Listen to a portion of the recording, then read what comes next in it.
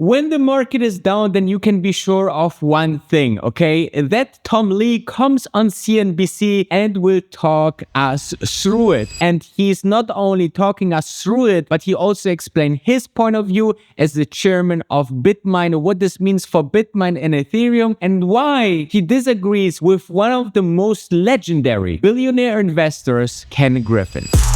Welcome to the game, I'm the wolf of Dubai. So welcome to a brand new vlog. If you don't know who I am, then you should definitely listen up, okay? I'm Danny, and I'm looking for stocks that can go up 10, 20, 30, 40x or 50x sometimes. I invested in Tesla when it was a $17 company. Then it became a $500 company. My subscribers bought apartment and houses, so you should make subscribe the button.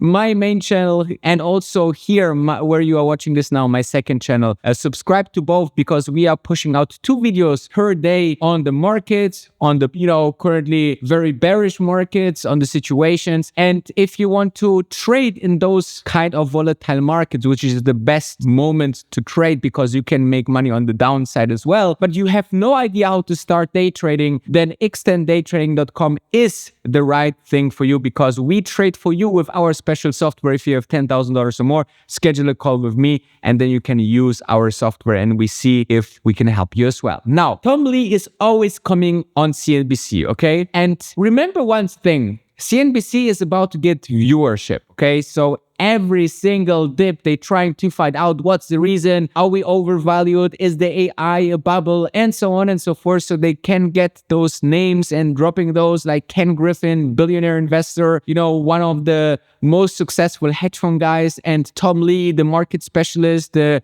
absolutely GOAT of Wall Street. And in the first clip, they ask him about AI, what he thinks about AI and why maybe the AI party is over. AI mania, has it gotten out of hand? Here's what the billionaire investor Ken Griffin of Citadel said on CNBC earlier today in an exclusive interview. There's obviously echoes of the dot-com bubble in this moment. All right. And let's take a step back. The dot-com bubble, there was a huge amount of capital that flowed into what today we refer to as the internet. Now, the true winners and losers were not readily identifiable at the start of that whole bubble. But move forward 10, 15, 20 years later, there's no doubt that the world was radically transformed by that moment in time. All right, that's Ken Griffin. Now let's welcome in Fundstrat's Tom Lee, a CNBC contributor. It's good to have you back. I know you love this trade, but what do you make of what Mr. Griffin had to say? Well, I agree with him. We're in a period where there is a super cycle and exponential growth opportunities within AI. But it doesn't mean every company that has an elevated valuation today deserves to actually have the capital, and that company may not even reinvest that capital properly to be a survivor. So I agree there is going to eventually be a shakeout, but I think valuations, strangely enough, are actually pretty reasonable today compared to 1998, because 1998 was that liftoff point before that final 18-month surge. And I'd say the best benchmark is NVIDIA trades at 26 times forward earnings. Cisco at that same exact moment was at 60 times, and Cisco's PE peaked at 210 times forward earnings. So NVIDIA to me is still a bargain at 26 times. It's cheaper than Costco and Walmart, which are close to 50 times forward earnings. Sure, but all valuation isn't created equal. And I'm not especially clear as to whether Mr. Griffin looks at the valuations of an NVIDIA, for example, and says, well, that looks a little out of hand. It reminds me of late 90s activity before the dot-com bust happened, as much as he looks at other names which have gone, parabolic and they're related to AI. And that's where he says, whoa, whoa, whoa, whoa, whoa. We're placing way too many bets on what might happen in the future. We think we know what's going to happen in the future as it relates to NVIDIA and some of the other hyperscalers, but it's a whole host of other names that have literally ripped over the last 3 months, at least, that might bring investors a little bit of pause. I think that's correct, Scott. There's a difference between a company being scarce in the public market. Like, let's say there's an IPO of a company and it's the only way for you to get exposure versus that company being truly scarce to the ecosystem. So I do think investors have to discern, is this company going up a lot because this is the only name out of a possible bevy of private companies, or is this the company truly unique and one that is so scarce, I got to give it the N equals 1 valuation? I mean, I think he looks also at a stat like JP Morgan Asset Management's Michael Sembalist brought to us today from his report. And he's good at what he does, okay? Quote, AI-related stocks have accounted for 75% of S&P 500 returns, 80% of earnings growth, and 90% of capital spending growth since ChatGPT launched in November of 2022. Now, some would say, well, obviously, and all of that might be justified, but those are large numbers. Those are really large numbers that have carried a boatload of the weight of this move in the market since then. Yeah, and that's a moment in time, Scott. I mean, just to give some perspective, NVIDIA is about 8% of the S&P 500 market cap weight, but it is also 7% of the earnings. So it's not necessarily distorting equity valuations. And in terms of what companies are excited about, you know, if companies are saying that AI is something where they're actually allocating capital, and many are, of course, are seeing productive gains, I think it's justified that that would be what you'd expect to be the first wave of investment and spending is around directly into the ecosystem. But of course, over time, we'd expect that spending then to deliver productivity gains and other benefits. So that means if AI, and you know, I'm comfortable with the idea it's a super cycle, we should see a broadening of the benefits and then also the broadening of opportunities over time. So it's probably a moment in time makes sense, but it should be broadening. So Tom Lee calms us down. He brings us down to the earth and says, listen, guys, it's very okay that the market sells off specifically in this period of time. Something very similar to what I'm saying here every single day. And those are moments in time. And we look back and we will say, hey, that was a great dip buying opportunity. I think that also what is important is that every single time we had a drop or a small correction, we went higher, okay? Go and watch my video on the main channel where I just described the historic dip buying opportunity that we have before the next huge run in November and December. This is seasonality. And again, the TV market want to also always dramatize things, okay? Always. Remember that. They will say like the market, what's going on? They get different kind of opinions. Everybody says something different. AI is still like, this is the biggest revolution that we ever had in technology, guys, okay? Everybody uses ChatGPT. We would love to use ChatGPT everywhere in our life, in our car, on our headphones, everywhere. This is all coming, okay? Then we have the robotics, real world AI, self-driving cars with AI, like everything will be with AI, guys, okay? So just trust me on that and trust Tom Lee and trust the biggest companies in the world making this huge investments if they're seeing something, and we are just in the first inning for AI in the market, and this will bring us to new all-time highs very, very soon. And obviously, Ethereum and Bitmine, they are all needing this revolution, okay? They are all in this. Beside AI, there's this huge revolution in stable coins and Wall Street and, you know, companies like Robinhood using Ethereum-based chains to make sure that they offer new products. So Ethereum will do very well over the next couple of years, okay? Just because it cannot go over 5,000, this doesn't mean that everyone will be surprised when it will. So before we diving into the next clip, make sure to check out xnDayTrading.com if you want us to trade for you. We also putting the market. So when the market goes down, we can make money like on those two QQQ puts we had this week. Now, let's dive into the next clip with Tom Lee on CNBC. I mean, I look at a stock like Oracle, for example, only to pick it out because it's up more than 30% this month. Now, it obviously had the moment around earnings where it added such a tremendous amount of market cap after that event. I bring it up if only because it was initiated sell today at one firm on Wall Street, in part because they suggest that you've got some really aggressive assumptions that are coming with this stock. Now it's down 5% today because a lot of these names in what you would consider the momentum basket have rolled over a little bit. But the notion that the assumptions are so big that there's inherent risk in and of itself within that. Scott, I think that there is going to be moments where it feels like we're possibly topping, and today is coming at a time when we have this Oracle report and stocks are generally soft. But number one, I think it's always really healthy to see corrections in a super cycle. But I do think it's really difficult for someone to actually ring the bell at the top. And in fact, of course, always. Like if we look at Palantir or Tesla or NVIDIA, I think that there have been, 25 bell rings at the top at every waypoint along the way. To me, I think the real test is going to be that we see a day where investors are convinced there's absolutely nothing that is wrong with the thesis and it's bulletproof, and yet stocks make announcements and they go down, and companies actually have negative returns. I have not seen that yet.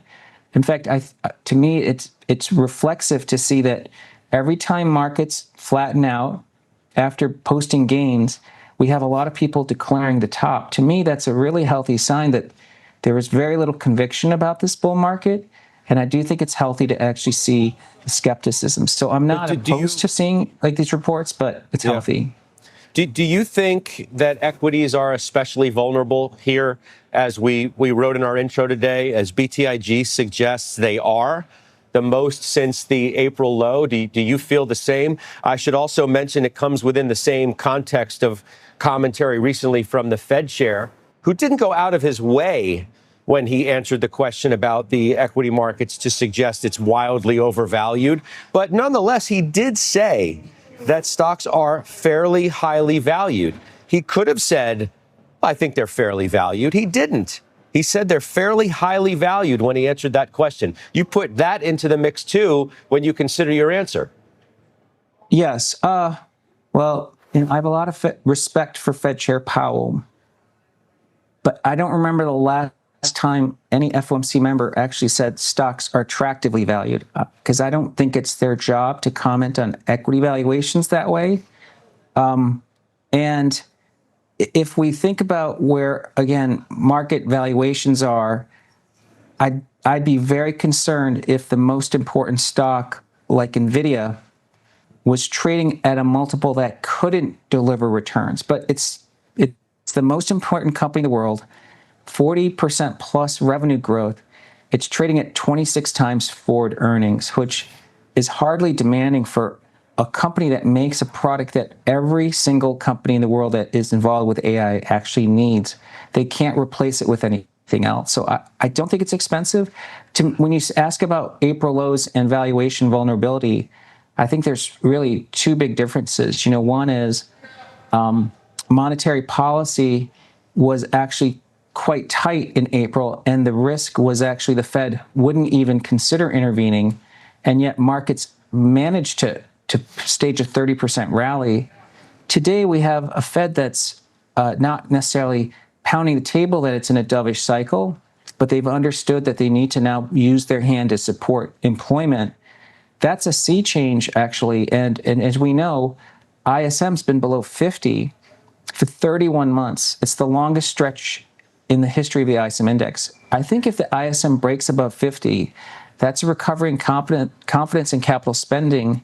That would support a broadening of the economy, and I think that would be good for equities. So actually what Tom Lee is saying about the Fed is, yes, there is some single sentences that Fed says, we think the market is a little bit valued rightly. Obviously, because if they say hey, we think the market is undervalued, that everybody would buy. And it's just the perfect sentence in the perfect time, because now it's the most volatile time. And obviously they want to have the markets cool down a little bit. So it's everything stays healthy. And also Tom Lee says, hey, don't get fixed, Mr. Anchor from the CNBC TV to, fix on one sentence that he said. Jerome Powell is, there's a lot of respect, but he was kind of late a couple of times. But this is something for the third clip. But before we diving into that, make sure that when the interest rates are cut, this is bullish, guys. Okay, there can be so much talk, there can be so much volatility, there can be so much seasonality. In the end of the day, when the Fed is cutting, this is bullish, guys, okay? Specifically, Tom Lee actually showed in another video, I cannot remember where it was, but he said out of 20 times when the Fed cut in this kind of scenario, the market always went higher 20 out of 20 times. So 100% of the time, okay? So calm down, calm down and make sure to be braced for the big rally. Remember, guys, you remember when Bitmine a couple of weeks ago was 40 or 39 even, and everybody was like, this will never work and this and that. And then it went from 39 to 65. And everybody was like, I missed the rally, should I buy now? Or I hope there's another dip. Now you have the dip.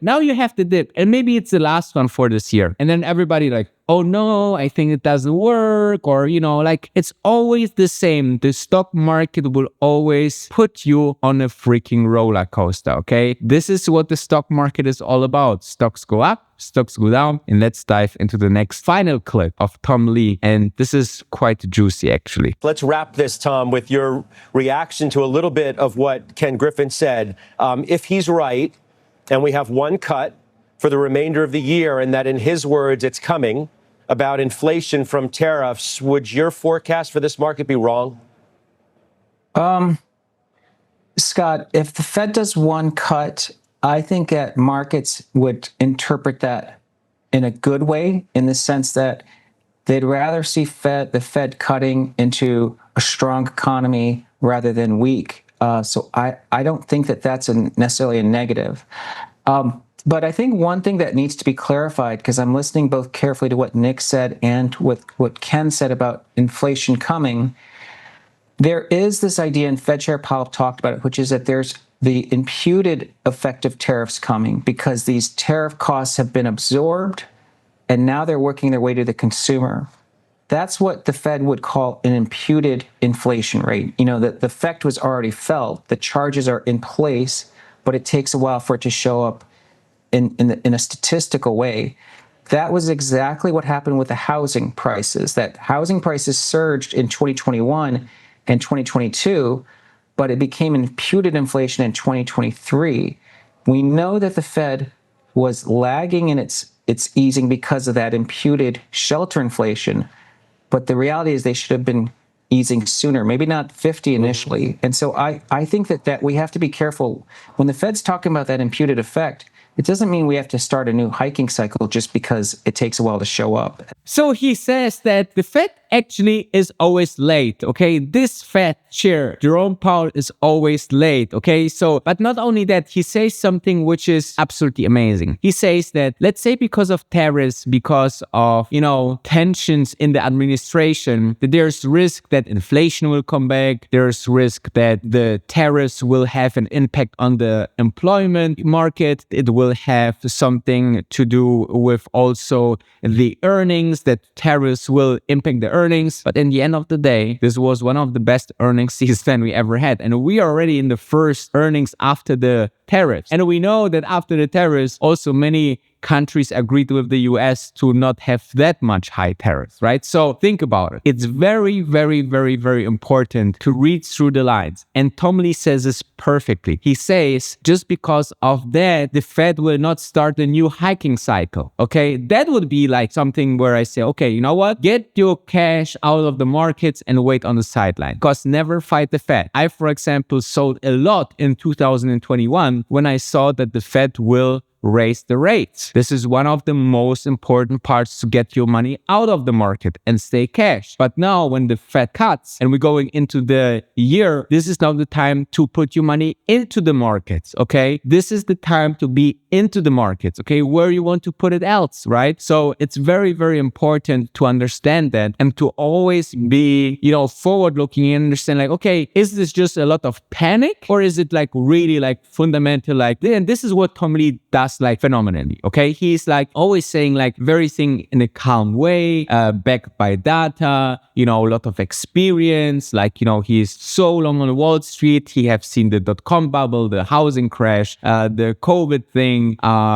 He saw the Liberation Day, like so many crises and bear markets he was already in. So you can imagine that, he is saying that the Fed will not start a new hiking cycle. Forget about it. They rather started now a new cutting cycle, and we will see what this means. We will maybe get another cut in October, or maybe Ken Griffin, for example, says that we only get one cut. That means either October or December. So I think what would be quite interesting would be if the Fed doesn't cut in October, we follow the stock market, everything goes down, and the seasonality, and lots of buying opportunities. And then, towards November and December, we go up because the Fed says, hey, we think we will cut one more time in December. So that could be a scenario, guys. Okay. So let me know what you think in the comments, what you are doing now in this turbulent times when the stock market not only always goes highs, and Bitmine as a most volatile stock, one of the most traded stocks, goes down 20% in a very, very short term time. Let me know how you set up your mind for that, where you're watching from, and check out xnDayTrading.com.